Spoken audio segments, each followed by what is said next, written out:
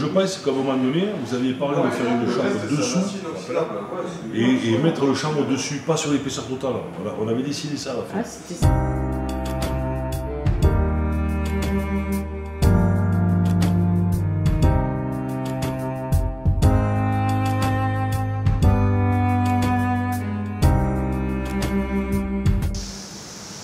Toi, c'est le goûter qui est important pour toi. Oui, c'est le goûter qui est important pour moi.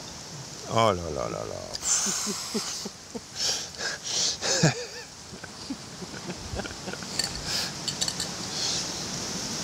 La commande des matériaux est vraiment quelque chose d'essentiel. Parce que si on s'organise mal, on est tout le temps en train de faire des allers-retours entre le chantier et le fournisseur. Ouais, on y est allé plusieurs fois. Après, c'est difficile de penser à tout dès le départ, etc. Surtout que des fois, il y a des idées qui varient en cours de chantier. Là, par exemple, on était censé avoir une mezzanine, finalement, on en aura 2.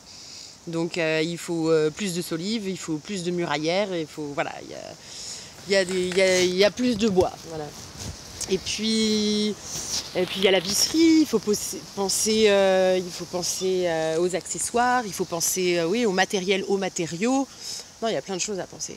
Il y a une idée que je trouve très importante dans cette commande, c'est le choix du fournisseur.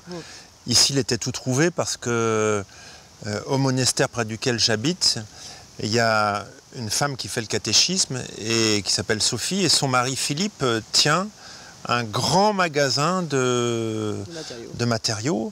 Et donc, j'ai choisi, sous les conseils de Simon, de ne pas m'amuser à comparer à chaque fois avec tous les magasins, mais de choisir un fournisseur. Et quand on a le même fournisseur, déjà il nous accorde du temps, et peut-être que sur certains matériaux ça va être un peu plus cher, sur d'autres un peu moins cher, mais l'un dans l'autre on va s'y retrouver parce que on va construire, grâce à la fidélité, une confiance qui s'installe entre le fournisseur et le client, qui deviennent quelque part des partenaires parce qu'il est vraiment investi dans notre projet, ça lui plaît beaucoup.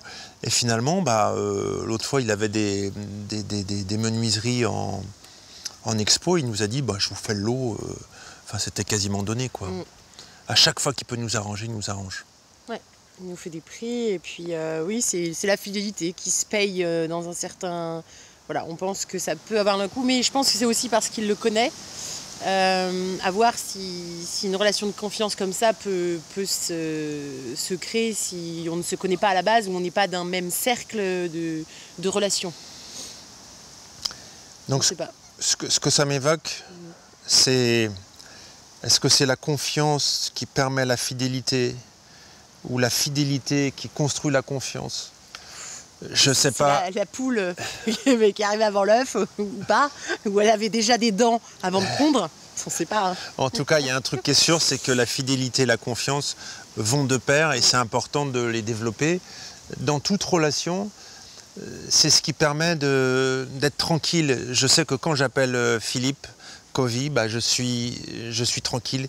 On va trouver une solution et en plus, comme il connaît bien le bois, il nous fait part de son expérience.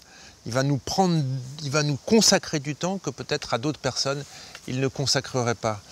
Donc sur ce chemin de la fidélité, de la confiance qu'on construit avec le temps, parce qu'on met beaucoup de temps pour construire ça, comme le temps dont a besoin un arbre pour pousser, et en quelques coups de hache, si on le met à terre, la confiance c'est pareil, si on la brise, pour la reconstruire, c'est difficile de recoller les pots cassés. Ouais, le morceau des pots cassés. Ok. À très bientôt pour un prochain épisode.